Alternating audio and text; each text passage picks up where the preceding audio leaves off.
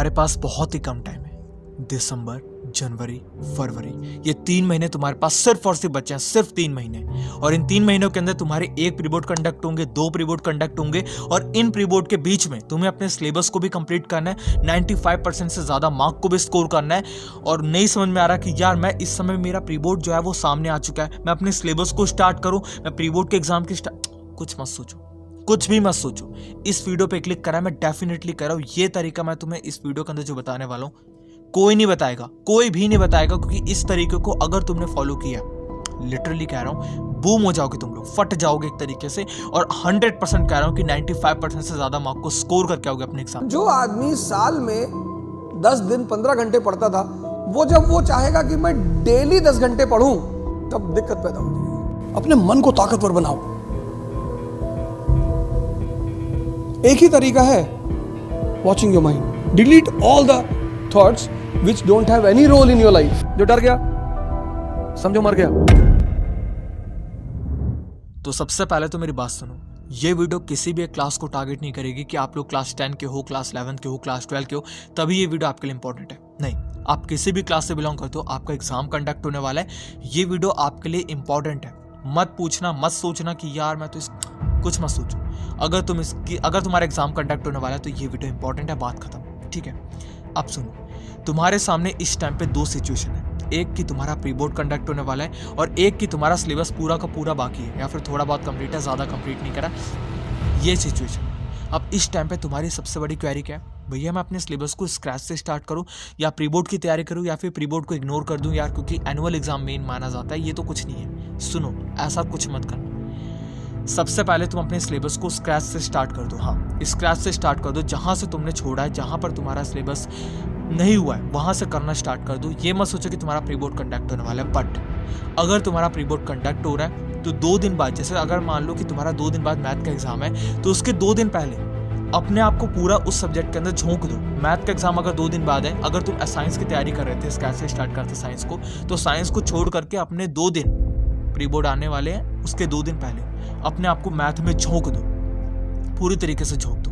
और उस टाइम पे तुम्हें सारे चैप्टर को नहीं करना। हाँ, ये भी तुम्हारा इंपॉर्टेंट है, सारे चैप्टर्स को नहीं करना। कौन कौन से चैप्टर को करना है? जो चैप्टर तुम्हारे सबसे ज्यादा इंपॉर्टेंट है, जो चैप्टर तुम्हें सबसे ज्यादा मार्क स्कोर कराएंगे, जो चैप्टर में से तुम्हारा सबसे ज्यादा मार्क्स स्कोरिंग और तुम्हें आते हैं, या फिर तुम कर सकते हो, ईजी भी है, इन चैप्टर को पकड़ो, इन चैप्टर में पकड़ बनाओ। ज्यादा चैप्टर मत करना। अगर 10 चैप्टर है तो 10 चैप्टर मत करो, 4 चैप्टर करो। 4 चैप्टर ऐसे कर लो जो कि तुम्हें सबसे ज्यादा मार्क्स, नहीं तो कम से कम 80 नंबर का पेपर है तो 40 नंबर तो दे दे, डेफिनेटली दे दे। ऐसे चैप्टर को पकड़ लो और डेफिनेटली मिल जाएंगे अगर तुम ढूंढोगे। ठीक है, ये काम तुम्हें सबसे पहला करना है। अब दूसरा काम, जो भी चैप्टर तुम कंप्लीट करोगे, चाहे वो मैथ का है, चाहे वो साइंस का है, चाहे वो एसएसटी का है, चाहे वो किसी भी सब्जेक्ट से बिलोंग करता है, आप लोग क्लास 11 के अंदर हो, किसी भी सब्जेक्ट से बिलोंग करता है, उस चैप्टर से रिलेटेड जितने भी क्वेश्चन आप लोग को यूट्यूब पे बताए जाते हैं कि इन क्वेश्चन को कर लो, ये टॉप 25 क्वेश्चन है, इन क्वेश्चन को कर लो, ये टॉप 30 क्वेश्चन है, यार इन क्वेश्चन को कर लो, ऐसा बिल्कुल मत करना। जितने ज्यादा क्वेश्चन को सॉल्व करोगे उतना ज्यादा कंफ्यूज होते जाओगे। मैं अभी की बात कर रहा हूँ, प्री बोर्ड कंडक्ट होने वाले हैं और इस टाइम पे तुम्हारा एग्जाम नजदीक आ गया। मेरी बात को सुनो, सबसे पहला काम है, मैं आपकी एनसीईआरटी के जितने भी इंपॉर्टेंट है उनको डालना शुरू कर चुका हूँ। क्लास 10 के वो जाकर के देखो, साइंस और मैथ का डल चुका है, क्लास 11 का भी मैंने डाल रखा है, और मैं लेकर आऊंगा, जल्दी लेकर आऊंगा, बिल्कुल परेशान मत हो, आने वाले हैं 5-6 दिनों के अंदर आपका डल जाएगा। बट जितने हो सके कम क्वेश्चन को सॉल्व करो, और उन क्वेश्चन को सॉल्व करो जो तुम्हारे सारे के सारे टॉपिक को क्लियर कर दें। हाँ, सारे टॉपिक को क्लियर कर दें। ऐसा नहीं हो कि यार तुम्हें ज्यादा क्वेश्चन को सॉल्व करना पड़ रहा है, बट अगर आपके एग्जाम के अंदर कोई भी क्वेश्चन आ जाए तो सॉल्व ही नहीं हो पा रहा। ऐसी सिचुएशन में क्वेश्चन को सॉल्व करना कोई फायदा नहीं है। कम क्वेश्चन सॉल्व करो, लेकिन उन क्वेश्चन को सॉल्व करो जो मायने रखते हैं, अपने में एक वीआईपी है वो। ठीक है, ऐसे क्वेश्चन को पकड़ो।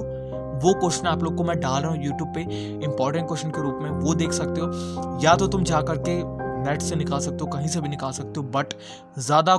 अब तीसरी बात, बुक्स, मटेरियल। ये जो मटेरियल आप लोग के सामने आता है कि यार इस मटेरियल को सॉल्व कर लो, ये मटेरियल ले लो, मैं कहता हूं कि वो मटेरियल लेने इंपॉर्टेंट है। और मैं आप लोग के लिए एक बहुत ही बेस्ट सैम्पल पेपर की किताब बताऊंगा। ठीक है, मैं अभी यहाँ पे देख रहा था कि कौन सी बेस्ट है, किस कंपनी की, किस पब्लिकेशन की बेस्ट है। मैं आपको यूनिक पब्लिकेशन बताने वाला हूँ जो कि बहुत ही बेस्ट है, इसके अंदर आप लोग को कंप्लीट मिल जाएगा। मैं कुछ टाइम में लेकर आऊंगा, बट एक बात को सुन लो, ज़्यादा बुक, ज़्यादा मटेरियल, इन चीज़ों के चक्कर में भी मत पड़ना। मैं आपको बता दूं, एनसीईआरटी तुमने कर ली ना, तुम 80% ज़्यादा कवर हो चुके हो।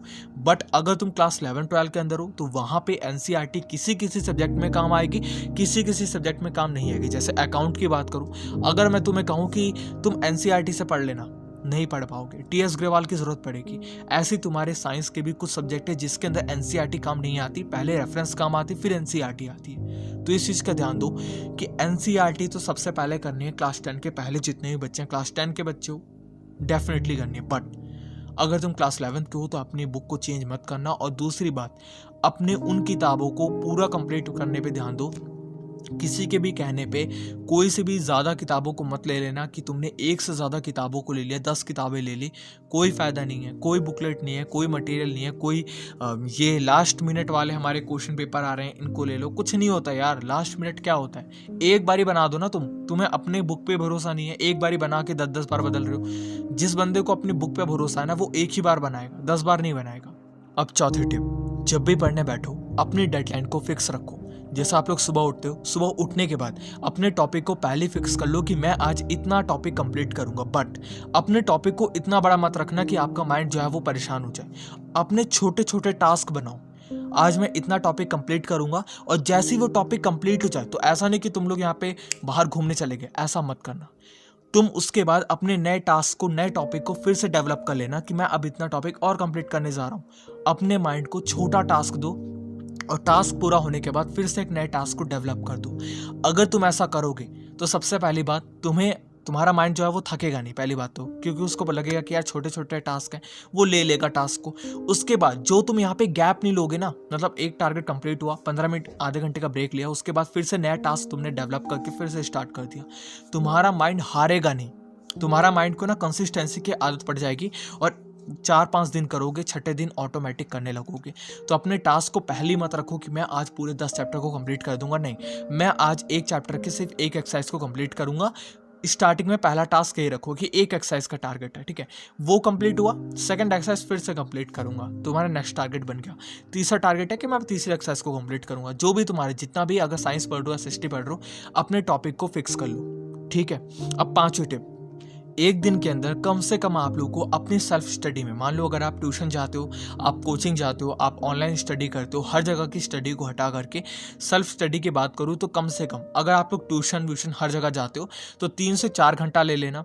अगर आप लोग कहीं पर भी नहीं जाते, ऑनलाइन पढ़ते हो और यूट्यूब से स्टडी कर रहे हो, तो उस कंडीशन में मैं आप लोगों से कहूँगा कि वो आप लोग की सेल्फ स्टडी है। एक तो लिखते हुए चलना, और लिखने के साथ साथ कम से कम आपको 5 से 6 घंटे की स्टडी देनी है, इस टाइम पे देनी है। मैं ये नहीं कहूँगा कि यार 10 घंटे 12 घंटे पढ़ लो, नहीं, मुझे पता है स्टार्टिंग फेज में किसी से नहीं होगा, तो 5 से 6 घंटा देनी है। और कैसे देनी है, स्टार्टिंग में जो सामने चल रहा है उसी को लिखते हुए चलो, जो भी लिखवा रहा है लिखते हुए चलो। इससे तो एक तो टाइम बचेगा, और टाइम के साथ साथ तुम्हारा सेल्फ स्टडी भी होती जा रही है, तुम्हारी ट्यूशन वाली स्टडी भी होती जा रही है, डबल तुम्हें फ़ायदा मिल जाएगा, ठीक है। तो ये टिप अगर तुम फॉलो करोगे तो मैं डेफिनेटली कह रहा हूँ कि तुम्हें कोई भी फेल नहीं कर सकता। और प्लीज़ चैनल पे जा करके देखो, इंपॉर्टेंट क्वेश्चन, बहुत सारी चीज़ें डल रही है, और सब्सक्राइब करो चैनल को, जिससे मैं तुम्हारे लिए बहुत सारी नई वीडियोस लेकर के आ सकूँ, ठीक है।